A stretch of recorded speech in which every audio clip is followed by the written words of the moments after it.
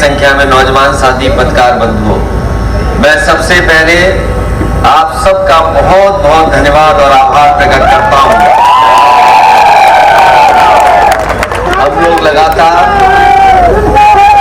मध्य प्रदेश में विकल्प के रूप में समाजवादी पार्टी को आगे बढ़ाना चाहते हैं और मुझे खुशी है इस बात की कि आपके बीच के ही एक गणित के पढ़ाने वाले समाज सेवी उन्होंने समाजवादी पार्टी का झंडा लेकर के आगे बढ़ने का संकल्प लिया है। मैं इनको बहुत बहुत बधाई और धन्यवाद देता हूँ।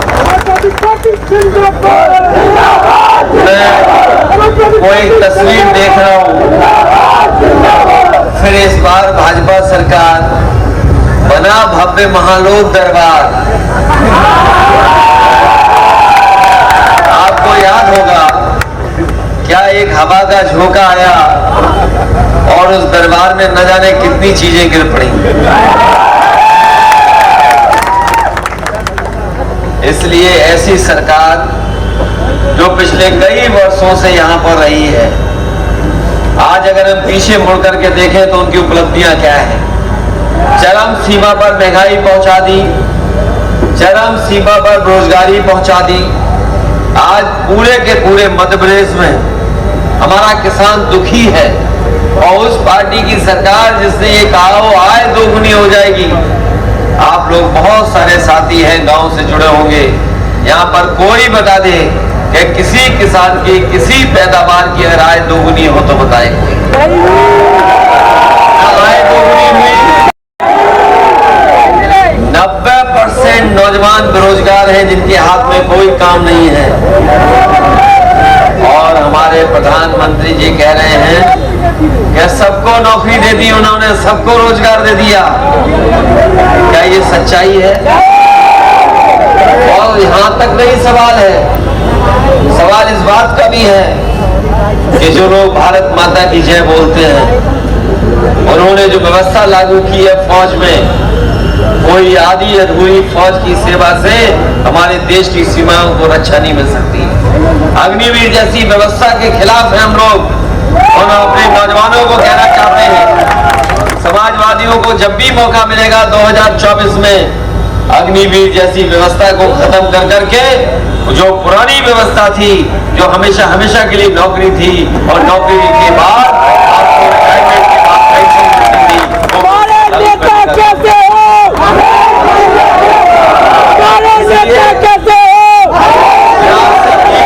चाहता हूं कि समाजवादियों को मौका दें, समाजवादी पार्टी की साइकिल चुनाव चिन्ह पे मदद करें। आज हर तरफ महंगाई दिख रही है, बेरोजगारी दिख रही है, किसान हमारा दुखी है और ये भारतीय जनता पार्टी के लोग कह रहे हैं एक बार और इस बार और मौका दे दें।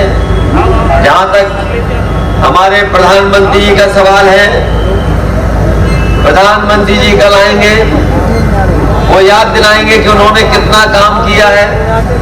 अभी मैं एक उनका भाषण सुन रहा था दिल्ली का, दिल्ली में एक बहुत बड़े होटल में उन्होंने भाषण दिया और कहा कि उनके पिछले 10 साल के कामकाज से पूरे देश के 13 करोड़ गरीब गरीबी रेखा से बाहर आ गए और गरीब हो गए। मैं उनसे पूछना चाहता हूं भारतीय जनता पार्टी के लोगों से, अगर 13 करोड़ लोग गरीबी रेखा से बाहर आए हैं तो कम से कम मध्य प्रदेश में 1 करोड़ लोग तो गरीबी से बाहर आ गए होंगे और अगर 1 करोड़ मध्य प्रदेश में गरीबी से बाहर आ गए होंगे तो हमारी चुनावी जनसभा में जो खड़े हैं और जो बैठे हैं, कम से कम ये लोग तो गरीबी रेखा से बाहर आ गए होंगे।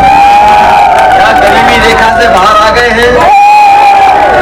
तो बताओ, जो सरकार कह रही हो कि 13 करोड़ लोग गरीबी रेखा से बाहर आ गए हैं, वही सरकार अब फिर दोबारा 5 साल 80 करोड़ लोगों को राशन देने जा रही है।